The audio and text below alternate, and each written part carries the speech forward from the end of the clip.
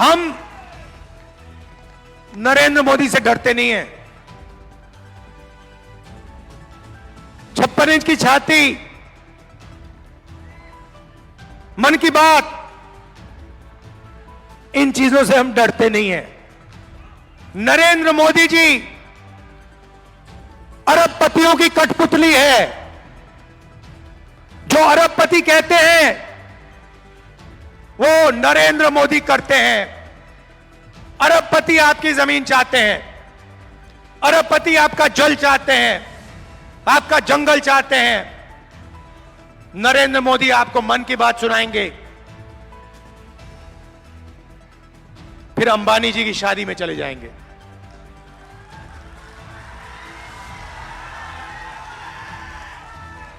आपको पाठ सिखाएंगे, लंबे लंबे भाषण करेंगे और फिर शाम को अंबानी जी की शादी में जाएंगे, खाना खाएंगे, नाच गाना देखेंगे।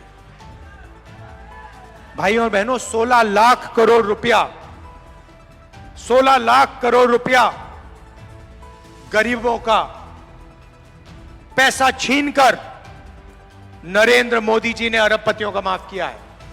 महाराष्ट्र में चुनाव चल रहा है, वहां पे बंबई में जमीन है, धारावी में जमीन है, 1 लाख करोड़ रुपए की जमीन है। बंबई की जमीन, देश की सबसे महंगी जमीन। नरेंद्र मोदी जी और महाराष्ट्र की सरकार वो जमीन अदानी जी को देने की कोशिश कर रहे हैं। हमारी सरकार थी, महाराष्ट्र में हमारी सरकार थी, हमारी सरकार को जमीन छीनने के लिए गिराया गया, एमएलए खरीदे गए, सरकार गिराई गई। क्यों? अदानी जी की मदद करने के लिए। यही हो रहा है देश में। जीएसटी आप देते हो, जितनी जीएसटी आप देते हो उतनी ही जीएसटी अदानी देता है। ये भैया, ये जो आपने पीली शर्ट पहनी है, ये कैमरा वाले जो हैं, ये आपने कितने की खरीदी? 200 रुपए की खरीदी ना? आपकी आमदनी क्या है? कितनी है? 5,000। इनकी आमदनी 5,000 रुपए, 10,000 रुपए और 18% जीएसटी इन्होंने इस शर्ट पे दी है। अदानी की आमदनी लाखों करोड़ रुपए, अगर वही यही पीली शर्ट खरीदेगा तो वो भी 15% जीएसटी देगा। मतलब जितनी आप देते हो उतनी वो देता है। शर्ट आप खरीदोगे, पैंट आप खरीदोगे, जितनी जीएसटी आपके जेब से निकलेगी उतनी उससे निकलेगी। पेट्रोल, ढाबे में खाना खाओगे, जितनी जीएसटी आप दोगे उतनी वो। अब जीएसटी का क्या होता है? जीएसटी इकट्ठा होती है और दिल्ली की सरकार को जाती है और बजट में पैसा बढ़ता है। आपने देखा होगा, हर साल फाइनेंस मिनिस्टर ब्रीफकेस लिए निकलती हैं, देखा आपने? निकलती हैं और फिर बजट पेश करती हैं पार्लियामेंट हाउस में। यह आपका पैसा है, अदानी का नहीं है। आप कौन हो? सवाल यह है, आप कौन हो? मैं बताता हूं। 15% आप दलित हो, 8% आप आदिवासी हो, कम से कम 50% आप पिछड़े वर्ग के हो, 15% आप अल्पसंख्यक हो। सब जोड़ लो 90% बन जाता है। तो मैंने पता लगाया, ये जो पैसा बजट में बढ़ता है, ये बांटते कौन है? मैंने लिस्ट निकाली भाइयों और बहनों, 90 अफसर आपकी सारी की सारी जीएसटी बांटते हैं। वो निर्णय लेते हैं बजट में पैसा कहां जाएगा, झारखंड में कितना आएगा, रेलवे में कितना जाएगा, स्वास्थ्य में कितना जाएगा, शिक्षा में कितना जाएगा, सड़कों में कितना जाएगा, सारे के सारे निर्णय वो लेते हैं। आदिवासी दलितों को कितना मिलेगा, सारे निर्णय 90 लोग लेते हैं। भाई और बहनों, 90 लोगों में से एक आदिवासी, आपकी आबादी 8%, आपकी भागीदारी 100 रुपए में से 10 पैसे, मतलब आदिवासी अफसर अगर बजट में 100 रुपए खर्च होता है, आदिवासी अफसर 10 पैसे का निर्णय लेता है। आबादी 8%, भागीदारी 100 रुपए में से 10 पैसे आदिवासियों की। चलिए दलितों की बात करते हैं। 15% आपकी आबादी हिंदुस्तान में, आपके 90 में से 3 अफसर हैं और उनकी भागीदारी, अगर हिंदुस्तान के बजट में 100 रुपए खर्च होते हैं तो दलित अफसर 1 रुपया का निर्णय लेते हैं। आपकी आबादी 15%, आपकी हिस्सेदारी 100 रुपए में से 1 रुपया। और पिछड़ों की बात करें तो कम से कम आपकी आबादी 50% है। 55 भी हो सकती है, 60 भी हो सकती है, मगर कम से कम 50 है। कोई जानता नहीं है क्योंकि जाति जनगणना नहीं हुआ आज तक। और आप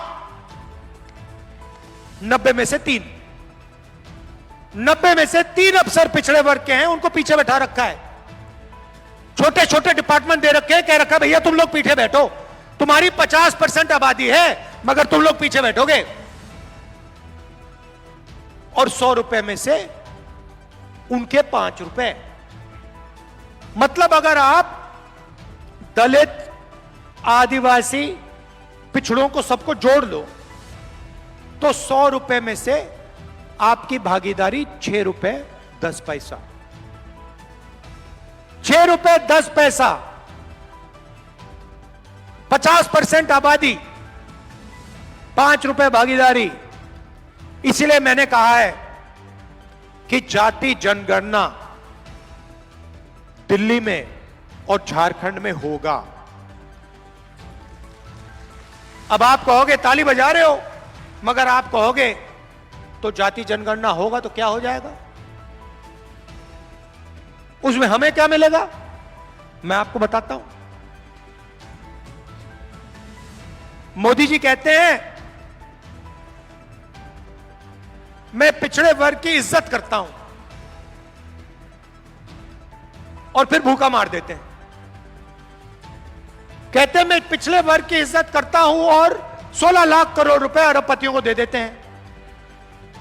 किसानों का कितना कर्जा माफ किया मोदी जी ने,